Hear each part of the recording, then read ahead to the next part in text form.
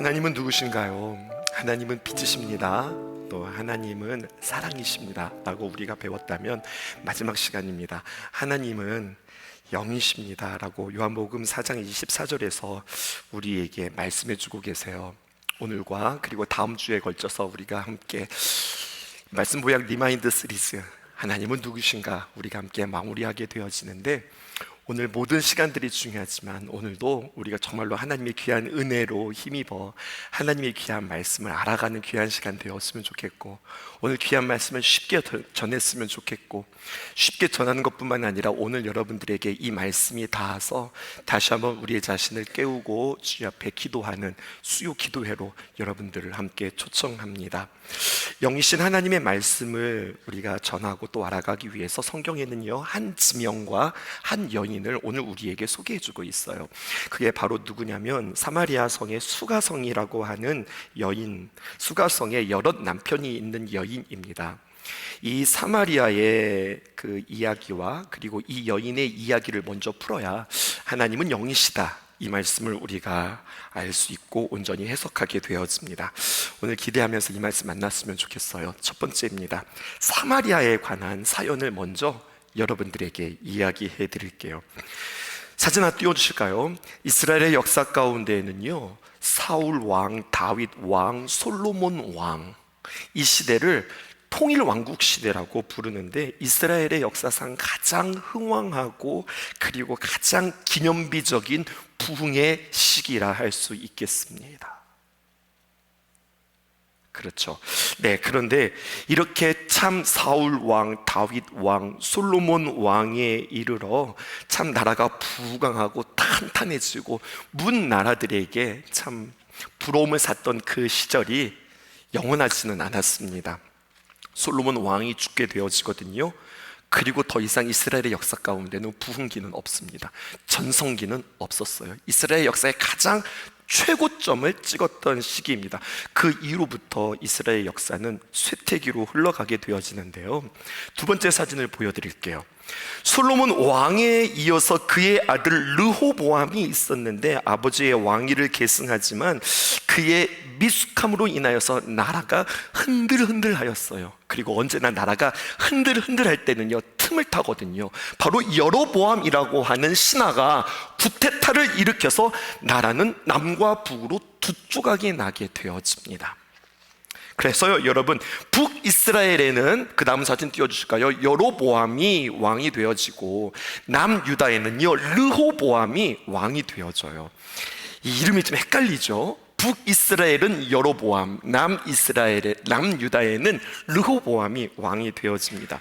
근데 여러분, 남르, 북여 이렇게 외우면 쉽다고 그랬어요. 남르, 남쪽에서는 르호보암, 북여, 북쪽에는 여로보암 되셨죠.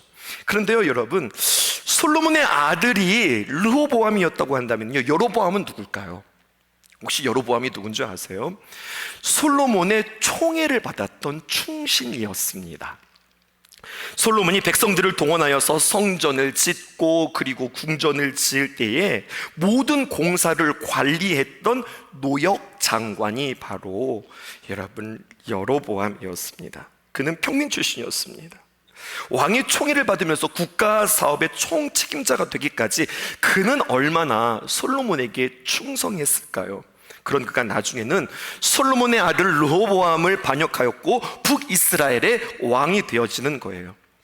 나중에 그 구약의 역사서는요, 두 길을 이야기합니다. 어떤 길을 이야기하냐면 대표적인 상징적인 두 길이 있는데, 하나를 정도를 걷는 다윗의 길이라고 이야기한다면 또 하나는 불의를 걷는 여로보암의 길이라고 해요. 아쉽죠? 여로보암이라고 하는 것은 불의의 잘못된 길의 대표의 아이콘이 되었습니다. 한 나라였던 이스라엘이 두 동강이 나면서 이스라엘 12지파가 6지파, 6지파 이렇게 나뉘어지는 것이 아니라 12지파가 나뉘기 시작했는데 북쪽에는 10지파, 그리고 남쪽에는 2지파가 되어지는 거예요.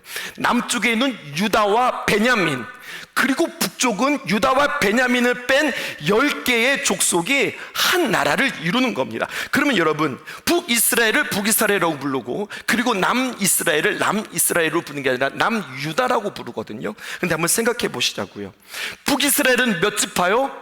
10지파. 남유다는 몇 지파요? 2지파. 그러면 10지파가 많을까요? 2지파가 많을까요? 인구수 말입니다. 10지파가 많죠. 땅의 크기는 북이스라엘이 클까요? 남유다가 클까요? 당연히 북이스라엘이 크겠죠. 모든 것이 다 유리한 조건이 어디에 있었는가? 북이스라엘에 있었습니다. 그런데 한 가지 아쉬운 것이 있었으니, 성전만큼은, 예루살렘 성전만큼은 어디에 있었냐면 남유다에 있었던 거예요. 이것이 북이스라엘의 고민거리가 되었습니다. 왜냐? 하나님께서 제정하신 그 하나님의 절기가 되어지면 이스라엘의 온 12지파가 예루살렘에 모여서 예배를 드리게 되어지는데, 북이스라엘 사람들이 그 절기가 되어지면 어디를 가야 되는 거예요? 남유다에 있는 예루살렘 성전에 가야 되는 겁니다. 이것을 이제 남르 북여, 북이스라엘의 여로보암이 이거 참 고민인 거예요. 아니, 절기가 되어지면 우리 백성들이 다 남으로 넘어간다? 지금 나라가 이제 막 신생국가로서 이 국가에 이러한 이동이 있는 것이 전혀 자신에게는, 북이스라엘에게는 이게 도움이 되지 않겠는 거죠. 그래서 우리나라처럼 38선을 딱 긋고 철조망을 그어놓고 막을 수도 없고, 어떻게 하면 이 북이스라엘의 이동을 막을 수 있을까 생각하다가 4가지 혹은 5가지 방법을 씁니다. 첫 번째는 바로 무엇이냐면, 남으로 내려가는 국경을 일단 폐쇄합니다. 그리고 전혀 못 내려가게 한 뒤에, 두 번째, 그러면 우리가 어디서 예배 드립니까? 방법이 있지. 두 번째입니다. 그것은 바로 무엇이냐면, 북이스라엘의 수도가 사마리아인데 사마리아에 제단을 세웁니다. 그리고 북이스라엘 백성이든, 너희들은 하나님께서 지정하신 또 하나의 예배 처소이니 이곳에서 예배를 드리라, 이렇게 이야기해요. 하나님은 단 한 번도 그렇게 이야기한 적이 없어요. 그런데 자신의 이권과 자신의 국력을 보호하기 위하여서 여로보암이 말도 안 되는 일들을 범하기 시작하는 겁니다. 세 번째는요, 그들에게 있는 성경이 있잖아요. 하나님의 말씀이 있는데 모세오경, 창세기, 출애굽기, 레위기, 민수기, 신명기만 읽고 나머지 성경은 이스라엘 백성들에게 읽지 못하게 했어요. 모세오경을 제외한 다른 성경에는요, 이스라엘에 대한 하나님의 전통성이 유다지파, 예루살렘에 있다고 하는 강조의 내용들이 이 모세오경 외에 다른 성경에 많이 기록되어져 있거든요. 특별히 이사야서 같은 경우는 이 남유다의 정통성에 대해서 매우 강조하고 있는데, 이것을 북이스라엘 백성들이 읽게 되어지면 진짜는 남쪽 아니야? 이게 헷갈리니까 성경도 5가지 성경만 읽게 했습니다.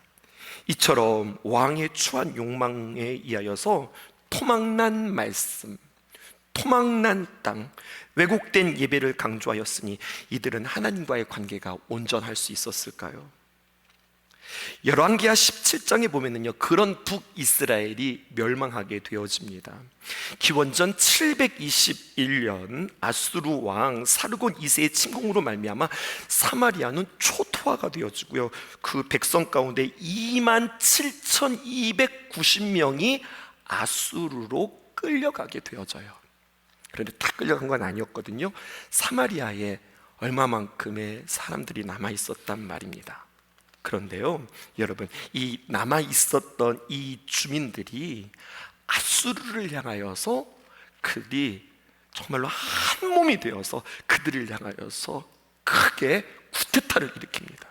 우리나라는 우리의 힘으로 지킨다라고 해서 북이스라엘 백성들이 힘을 합하여서 아수르에게 반역을 하거든요. 그랬더니 아수르가 요거 좀 봐라, 괘씸죄에 걸리기 시작되었어요.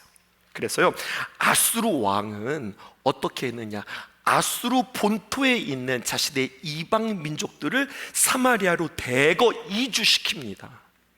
그리고 그들에게 그렇게 중요하게 여기는 민족의 정통성을 흐리기 시작하는데요, 이 민족과 그들이 함께 결혼함으로 말미암아 순수한 북이스라엘의 혈통들을 다 섞어버리게 되어지는 거예요. 이방인의 피로 다 섞어버리고, 그리고 이스라엘 민족의 정체성을 말살시켜 버립니다. 열왕기하 17장 24절에 있는 말씀이에요. 아수르 왕이 바벨론과 구다와 아와와 하맛과 스왈바임에서 사람들을 옮겨다가 이스라엘 자손들을 대신하여 사마리아 여러 성읍에 두매. 그러니까 이방 사람들이 사마리아 성읍을 차지하게 되었고요, 그리고 여러 성읍에 그들이 거주하게 되었습니다. 근데 여러분, 이렇게 거주하게 되어지면 피만 섞이는 것뿐만 아니라 이방 민족의 문화와 이방 민족의 종교까지 다 섞여버리게 되어지는 거예요. 그러니까 어느새 세월이 지나면 지날수록 문화가 섞이고 종교가 섞이고 피가 섞이니까 이 북이스라엘이 타락하기 시작하는데요, 하나님을 믿는 모양은 있었지만, 여러분, 외형적으로는 하나님을 섬기는 것 같았지만 이방 종교의 전통들이 이 사마리아 전역에 깊이 뿌리내리기 시작하였습니다. 그리고 그것이 계속 진행되어지다가 오늘 요한복음 4장에 등장하는 수가성 여인, 혹은 우리는 사마리아 여인이라고 하는데, 이 땅이 바로 그 땅이 되어지는 겁니다. 나중에 바벨론은요, 남유다는 바벨론에 의하여서 포로로 끌려갔는데, 전에 한번 여러분들에게 소개하기를, 이들은 피가 섞이지 않았어요. 어떻게 소개를 했냐면, 여러분, 때 있죠, 때, 잔디때 말입니다. 잔디때를 이만큼 파가지고 그 잔디때를 이렇게 들어다가요, 바벨론을 가서 이렇게 놓았다가 하나님의 귀한 은혜로 말미암아 그 백성들이 고스란히 그대로 와서 다시 남유다로 복귀하게 되었으니 그들에게는 피가 섞이거나, 그리고 그들에게는 신앙이 섞이지 않았습니다. 그렇기 때문에 자신들이 이거에 대한 자부심이 있는 거예요. 우리는 포로로 끌려갔음에도 불구하고 피가 섞이지 않았다. 우리는 포로에 끌려갔음에도 불구하고 늘 우리는 예루살렘을 바라보면서 우리는 예배하는 자였다. 그러므로 우리는 순수 혈통을 지켰는데, 저것들 봐라, 저 북이스라엘, 나중에 사마리아라고 하는 저 땅은 이미 다른 피가 섞였고 다른 종교가 섞였고, 저들은 예배한다고 하지만 저들은 진짜 예배가 아니지, 진짜 예배는 예루살렘에서 드려야지 라고 이야기하면서 사마리아 사람들을 이방인 취급하고 그 땅은 밟지도 않게 되어지는 그러한 이야기가 성경에 기록되어져 있어요. 이게 사마리아 이야기입니다. 그러면 그곳에 사는 두 번째, 사마리아 수가성에 사는 여인의 사연을 여러분에게 설명해 드리겠습니다. 그런 여인에게, 사마리아 한 여인에게 빛으로, 사랑으로 우리 예수님께서 그 여인을 찾아 만나 주십니다. 성경이 오늘 말씀을 읽다가 새롭게 발견한 표현이었는데요, 오늘 이 말씀을 가르쳐 드리고 싶었어요. 이 부분은 여러분들과 전에 함께 나누었는데, 요한복음 4장 3절에서 4절에 보면 이렇게 표현이 있습니다. 예수님께서 유다를 떠나서 다시 갈릴리로 가시는데, 유다가 있고 그리고 사마리아를 통과해서 갈릴리가 있는데, 사람들은요 사마리아를 통과하지 않고 언제나 우회해서 돌아갔거든요.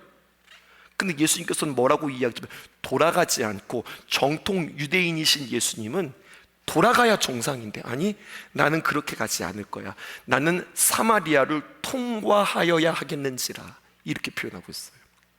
NIV 영어 성경에 보니까요 이렇게 표현되어 있습니다. Now he had to go through Samaria. 무슨 말이냐? have to, 나는 무엇 해야만 한다. 같은 동의어 must. 나는 반드시 사마리아로 가야만 한다. 예수님께서 그렇게 말씀하세요. 왜 그럴까요? 거기에 반드시 만나야 할 여인이 있으니까. 이건 여러분들과 함께 나누었던 말씀이에요.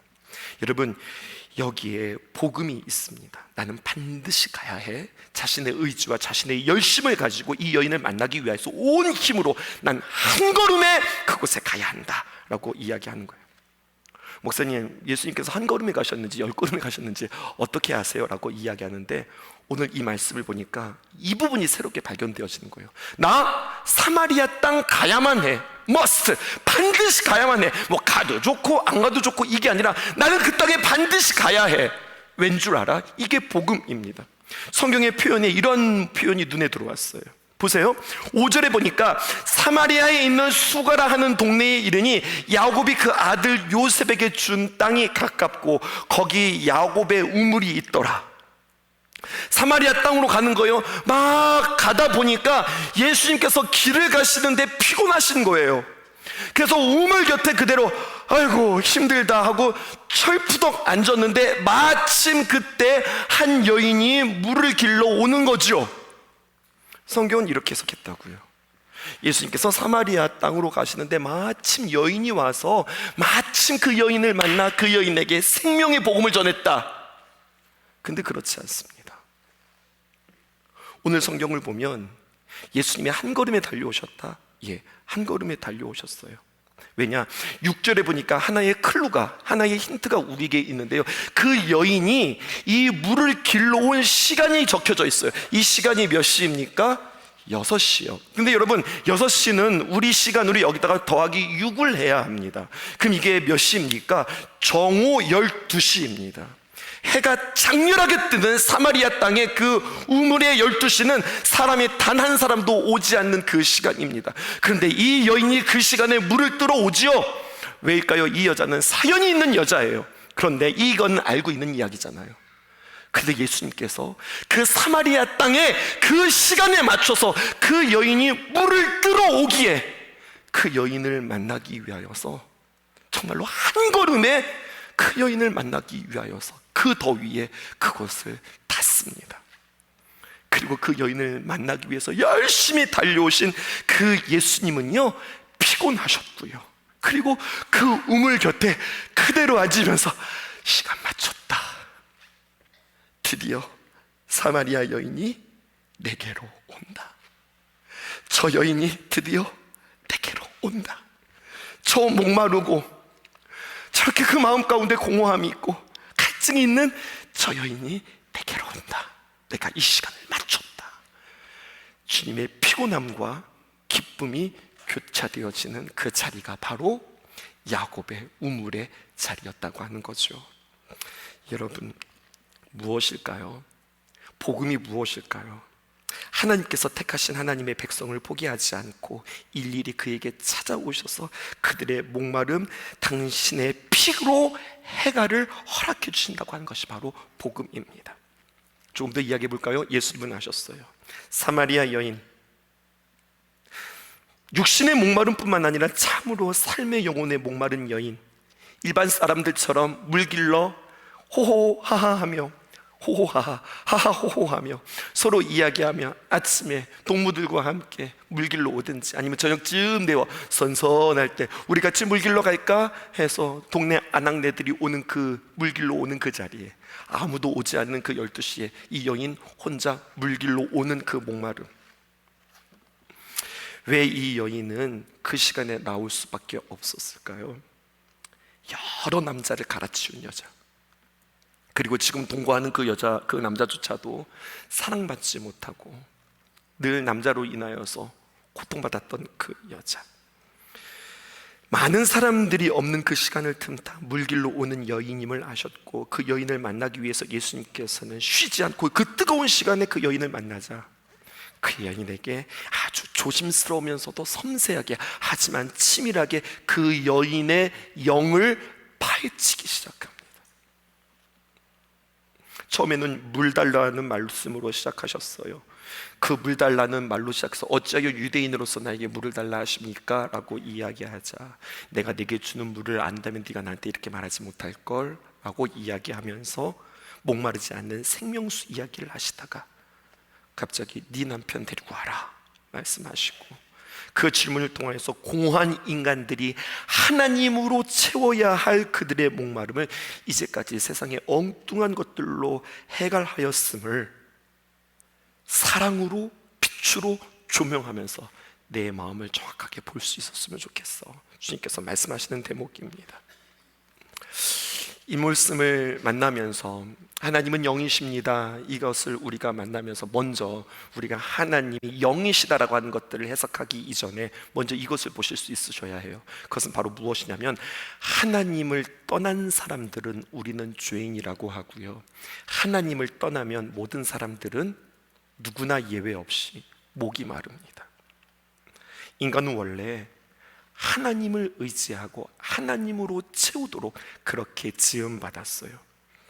그냥 하나님을 의존해도 좋고 안 의존해도 상관없고 믿어도 그만 안 믿어도 그만이 아니라 반드시 하나님을 믿는 존재로 하나님께서 우리를 창조하여 주셨어요.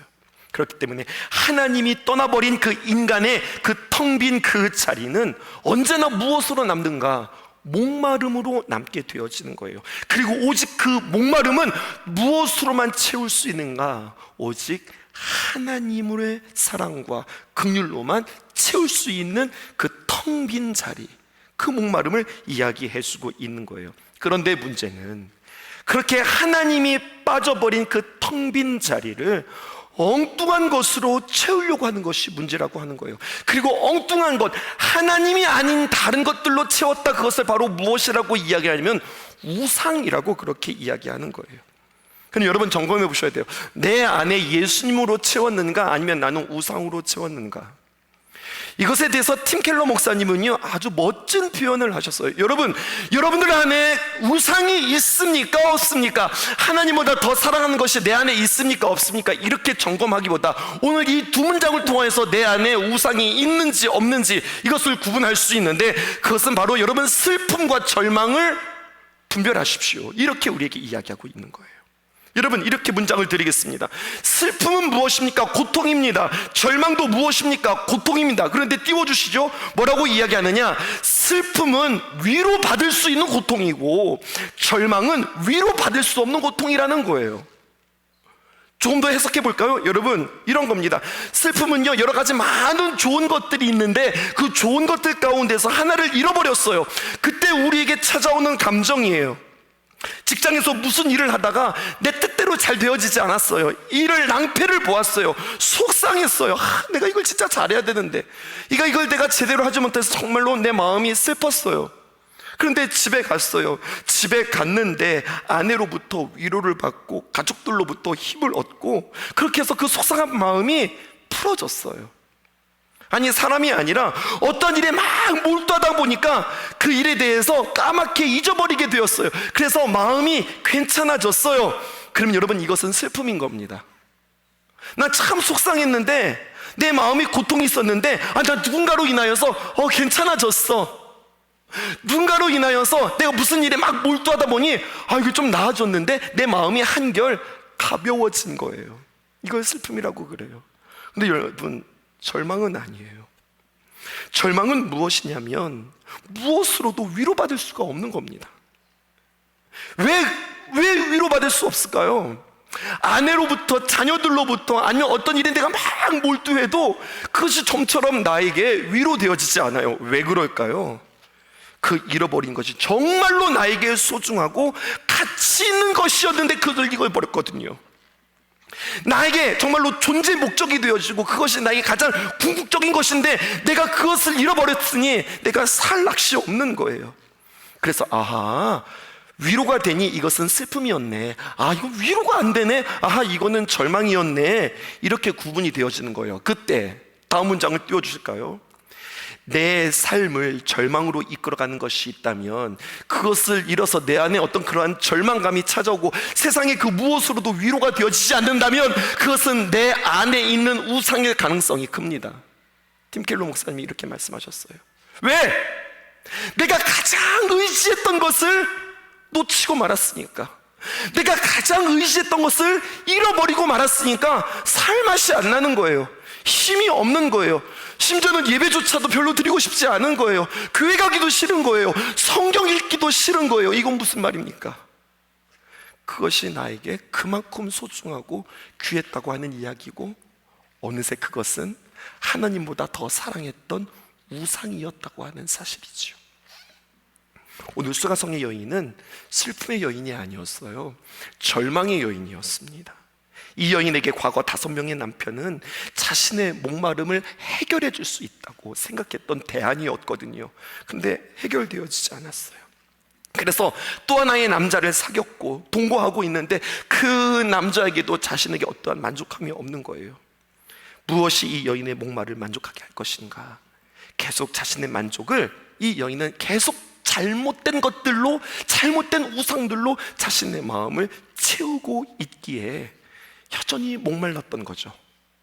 그 여인을 하나의 예로 우리에게 보여주고 있는 겁니다. 그리고 여기에서 우리는 한 가지 질문을 하셔야 합니다. 하나님은 영이십니다 라고 하는 이 문장을 해결하는 아주 중요한 핵심 질문이기도 한데요, 그렇다면 왜 하나님께서는 우리 인간에게 이러한 목마름, 하나님이 없으면 채워지지 아니하는 이러한 갈망, 그러한 추구함, 제대로 채워지지 않으면 계속 목말라요, 이러한 마음을 우리에게 심어 놓으셨을까요? 왜 사람을 이렇게 만드셨을까요? 마지막입니다. 이러한 갈망이, 이러한 추구함이 결국 영이신 하나님을 만나게 하는 아주 중요한 길이기 때문에 그렇습니다. 하나님은 누구신가? 성경은 우리에게 이렇게 이야기하고 있는데요, 하나님은 누구시다라고 하는 표현을 제가 약 한 3구절 혹은 4구절을 읽어드릴 테니 여기에 공통된 분모가 무언가를 한번 찾아보세요. 첫 번째, 이사야서 49장 14절에서 15절. 오직 시온이 이르기를 여호와께서 나를 버리시며 나를 잊으셨다 하거니와. 하나님이 나를 버리신 것 같아. 하나님 나를 잊으신 것 같아. 내가 요즘 너무 힘들어. 그때 15절에 하나님께서 말씀하십니다. 여인이, 그 유명한 말씀입니다. 어찌 그 젖먹는 자를 잊겠으며 자기 태에서 난 아들을 긍휼히 여기지 않겠느냐. 그들은 혹시 잊을지라도 어떻게 애를 잊어버려요? 어떻게 태어난 그 아이를, 젖먹이고 있는 그 아이를 어떻게 잊어버려요? 그런데 괄호치고 혹여나 사람이 자식이 태어난 그 자식을 잃어버린다 할지라도 나는 너를 잃어버리지 않는다. 여러분, 나는 너를 절대 잊을 수 없어. 하나님이 우리를 향하여서 이렇게 표현한 거예요. 나 너 잊을 수 없어 라고 하는 말은 다른 말로 표현하면 나를 향하여서 하나님이 목마르시다, 이렇게 이야기하는 거예요. 또 하나 볼까요? 호세아서 11장 8절에 있는 말씀. 에브라임이여 내가 어찌 너를 놓겠느냐. 에브라임, 북이스라엘의 또 하나의 표현입니다. 말 잘 듣는 북이스라엘이 아니라 왔다 갔다 했던 북이스라엘이 아니라 처음부터 끝까지 계속해서 그냥 바닥을 쳤던 그 북이스라엘의 또 다른 이름이 에브라임이거든요. 에브라임아, 너는 안 되겠다 하고서 포기하는 것이 아니라 내가 어찌 너를 놓겠느냐. 이스라엘이여, 또 북이스라엘의 또 다른 표현이에요. 북이스라엘, 이스라엘, 에브라임, 다 북이스라엘을 말하는 표현들이에요. 내가 어찌 너를 버리겠느냐. 내가 어찌 너를 아드마같이 놓겠느냐. 어찌 너를 스보임같이 두겠느냐. 어려운 표현 나왔죠. 아드마 그리고 스보임입니다. 이것은 여러분 지명 이름인데요, 이렇게 해석하시면 좋아요. 여러분, 소돔과 고모라 지역 이름이죠. 하지만 소돔과 고모라가 우리에게 주는 이미지가 있죠. 타락한 땅, 제2의 소돔과 고모라라 할 수 있습니다. 아드마와 스보임, 하나님으로부터 패역했던 그 땅, 버림받을 수밖에 없었던 땅.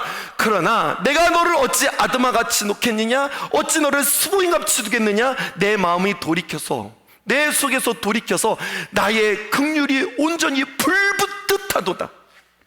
내가 너를 찾고 내가 너에게 복주고 내가 너한테 정말로 잘해주고 싶은 마음이 내 안에서 불리듯 일어난다. 주님께서 이렇게 이야기하고 있어요. 하나님이 이렇게 우리를 향하여서 목말라 하십니다. 출애굽기 20장 3절에서 5절에 있는 말씀입니다. 십계명에 있는 말씀. 너는 나 외에는 다른 신을 내게 두지 말라. 너를 위하여 새긴 우상을 만들지 말고 또 위로 하늘에 있는 것이나 땅 아래로 땅에 있는 것이나 땅 아래 물속에 있는 어떤 형상도 만들지 말며. 우상 만들지 마, 이렇게 이야기한 다음에 5절에 하나님의 마음을 살짝 비춰주셨어요. 그것들에게 절하지 말며 그것들을 섬기지 말라. 네 하나님은 어떤 하나님이야? 질투하는 하나님이야. 나를 미워하는 자의 죄를 갚되 아버지로부터 아들에게 3대까지 이르게 하거니와. 이렇게 이야기하고 있죠. 여러분, 여기서 질투하다라고 하는 것은요, 바로 무엇이냐면 히브리어로 카나이고요, 이것을 헬라어는요 젤로스인데요, 우리 열심당 젤러스 배웠죠. 젤러스 시몬. 이 열심, 열정, 질투라고 하는 말과 똑같은 이야기예요. 성경에 보면 이게 신인 동형론이라고 하고 이야기하는데, 하나님께서 하나님의 감정을 우리에게 잘 이해시키기 위해서 우리의 감정을 통하여서, 여러분, 질투라고 하는 것은 질투의 대상이 있는 거잖아요. 하나님이 누구와 질투하시겠어요? 여러분, 하나님이 혹시 바알과 질투하시나? 하나님이 아세라와 질투하시나? 그렇지 않죠. 왜 그렇지 않은 이유가 뭔 줄 아세요? 바알과 아세라는 풍요의 신이에요. 그런데 풍요의 신이 진짜예요? 가짜예요? 가짜예요. 그런 건 없는 거예요. 사람들이 만들어낸 거예요. 사람들이 만들어낸 없는 것에 질투하시는 하나님? 아니, 비교의 대상과 질투의 대상이 있어야 되는데 대상조차 없단 말이에요. 그런데 하나님은 우리에게 뭐라고 말씀하십니까? 질투하는 하나님이다 라고 이야기하는 것은 내가 질투가 났어 이런 뜻이 아니라 내가 너를 향한 열정과 내가 너를 향한 열심이 이렇게 있어, 이것에 또 다른 우리로 하여금 알아듣기 쉽게 하시는 하나님의 표현이었던 거예요. 이렇게 하나님께서 당신의 백성들을 위하여서 목말라 하시는 거예요. 그리고 이 목말라 하시는 그 하나님의 귀한 마음을 삼아 내가 너희들에게 주려고 준비하고 있어 라고 이야기하신 뒤에 요한복음 오늘 4장 23절에 있는 말씀을 이제 우리는 해석하기 시작하는 겁니다. 하나님은 영이시니 라고 하는 말씀을 하기 전에 오늘 성경은 우리에게 이렇게 이야기합니다. 자, 어떤 말씀이 반복되어지나 보세요. 아버지께 예배하는 자들이 아니라 성경은 우리에게 이렇게 이야기합니다. 하나님께 진짜로 예배하는 사람들, 하나님께 참으로 예배하는 자들은 신령과 진정으로 예배할 때가 오나니, 야, 진짜가 있어, 참으로 예배하는 자가 있어 라고 표현합니다. 요한복음 1장 9절에 보실까요? 이런 표현이 있습니다. 빛이는데요, 그냥 빛이 아니에요. 오늘 성경은 우리에게 뭐라고 이야기합니까? 야, 그냥 빛이 아니라 참 빛, 곧 세상에 와서 각 사람에게 비추는 빛이 있다. 예수님을 말하는 거예요. 진짜 빛이 있어. 우리에게 이렇게 말씀하시네요. 또 보실까요? 요한복음 6장 32절에 있는 말씀입니다. 예수께서 이르시되 내가 진실로 진실로 너희에게 이르노니 모세가 너희에게 하늘로부터 떡을 준 것이 아니라 내 아버지께서 너희에게 하늘로부터 떡을 주시는데 무슨 떡이냐? 참 떡을 주시는, 진짜 떡을 너희들에게 줄 거야. 하나만 더 보실까요? 요한복음 15장 1절에 있는 말씀. 나는 포도나무인데 그냥 포도나무 아니다. 참 포도나무다. 내 아버지는 농부다. 여러분, 뭔지 아시겠어요? 세상과 다른 참빛, 세상과 다른 참떡, 세상과 비교할 수 없는 참 포도나무, 세상과 비교할 수 없는 진짜 예배, 참된 예배, 이 진짜가 내 안에 들어올 때에 나는 비로소 그 갈증이 해갈이 되어지고 영이신 주님을 만나게 되어진다고 오늘 우리에게 이야기하고 있는 거예요. 그런데 사람들은 엉뚱하게도 세상의 다른 것들로 그 마음을 채우려고 한다고요. 그리고 그 갈증을 대신하려고 하는 것이 어떤 예배냐? 그릇된 예배, 잘못된 예배라고 우리에게 이야기하는 거예요. 여러분, 예배는 우리만 드릴까요? 아니면 다른 사람들도 예배를 드릴까요? 성경은 말하기를 예배는 모든 사람들이 드린다라고 우리에게 이야기해요.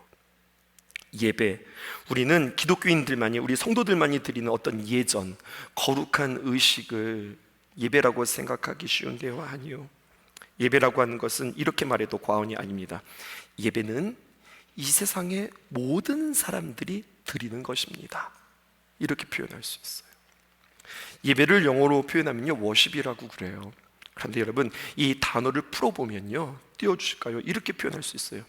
워십이라고 하는 것의 worth, 가치라고 하는 말과 ship이라고 하는 전미사가 붙어서 그것과의 관계, 부류, 권리 등을 뜻하는 그런 어떤 명사를 만드는 전미사 ship이 붙었어요.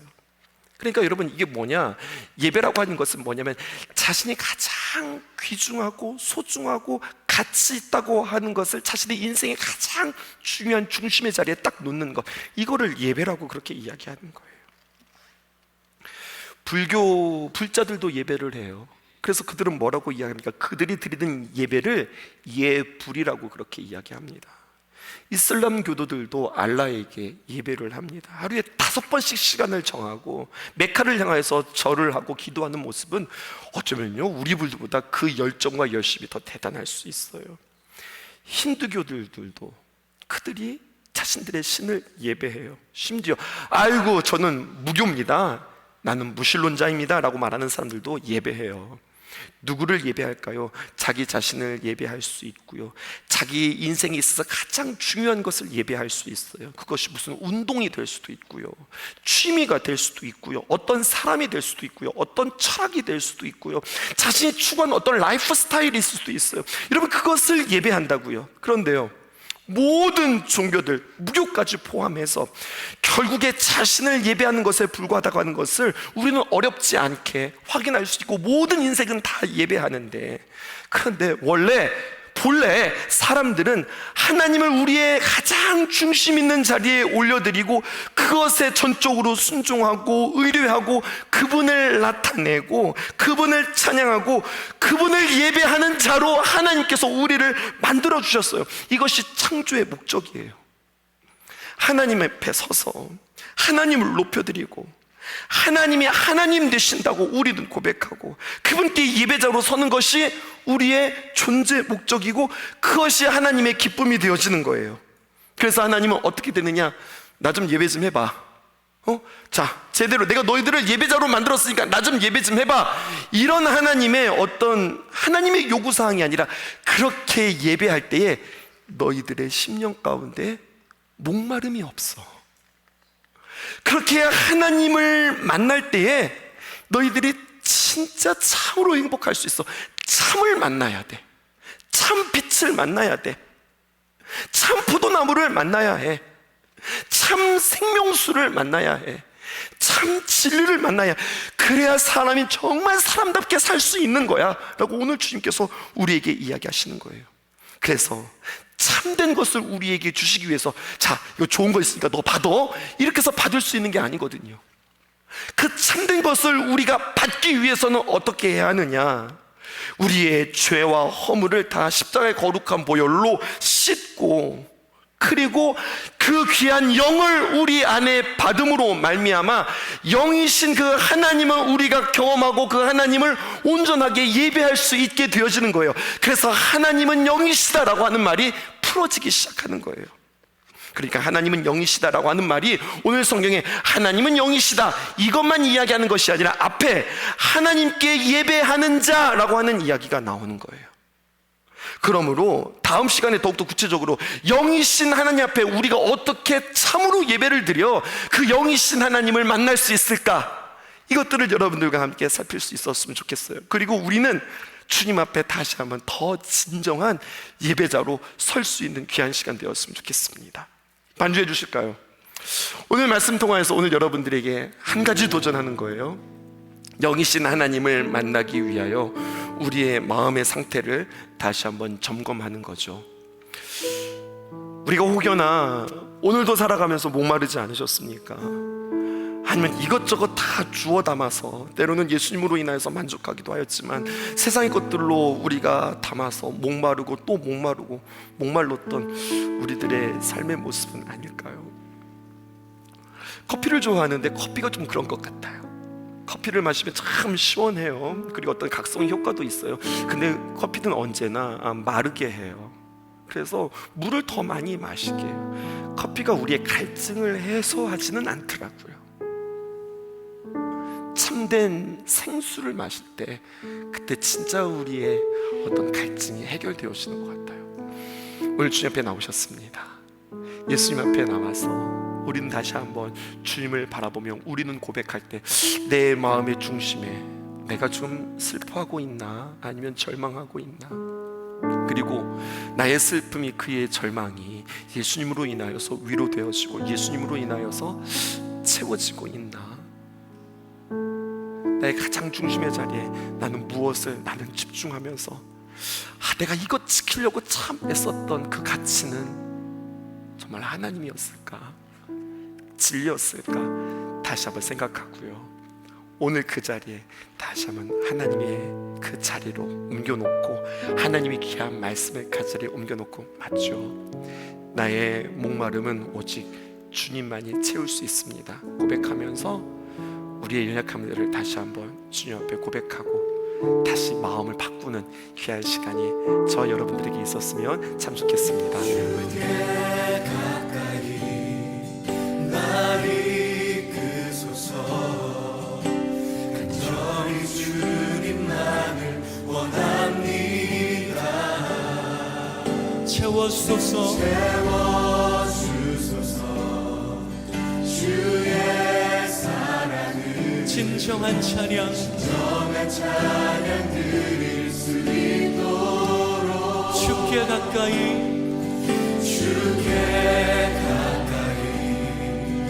날 이끄소서. 저희 주님만을 원합니다. 채워주소서. 주의 사랑을 진정한 찬양 드릴 수 있도록 목마른 나의 영혼 주를 부르니 나의 맘만 적어 주소서. 주님만을 원합니다. 더 원합니다. 나의 맘만 적어 주소서.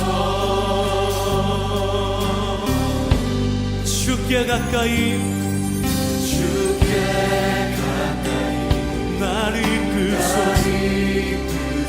간절히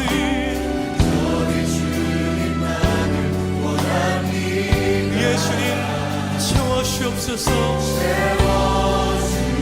주의 사랑을 진정한 목마른 나의 영혼 주를 부르니 나의 맘만 주소서. 주님만을 원합니다. 더욱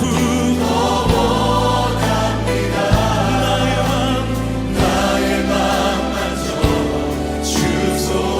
목마른 나의 영혼 주를 부르니 나의 맘만 적어 주소서. 주님만을 원합니다. 더욱더 나의 맘만 적어 주소서. 목마른 나의 영혼 주를 부르니 나의 맘만 적어 주소서. 목마른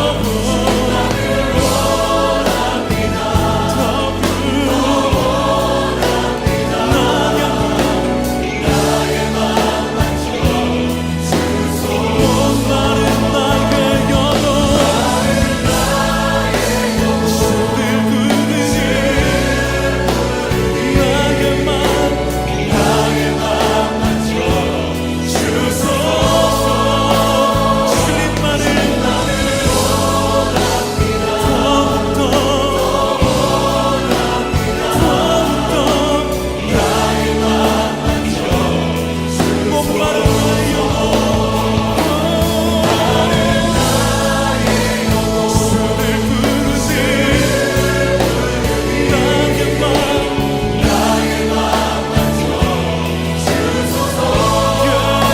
맘만 적어 주소서. 주님만을 목마른 나의 영혼 주를 부르니 나의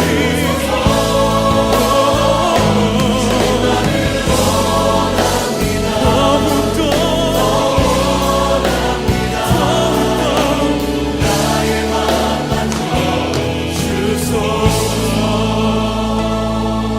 주님만을 원합니다. 더 원합니다.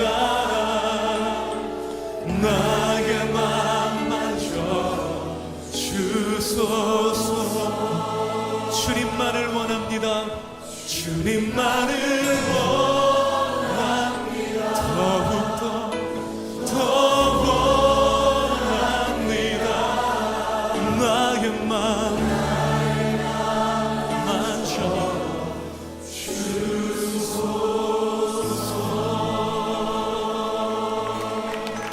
예수님, 주께서 사모하는 영혼을 풍족히 먹이시고 채우실 것을 기대합니다. 오 주님, 그렇게 하실 주님을 기대하며 찬양합니다. 할렐루야, 할렐루야, 아멘, 할렐루야. 주님을 기대합니다. 주님을 기대합니다. 아멘, 할렐루야, 아멘.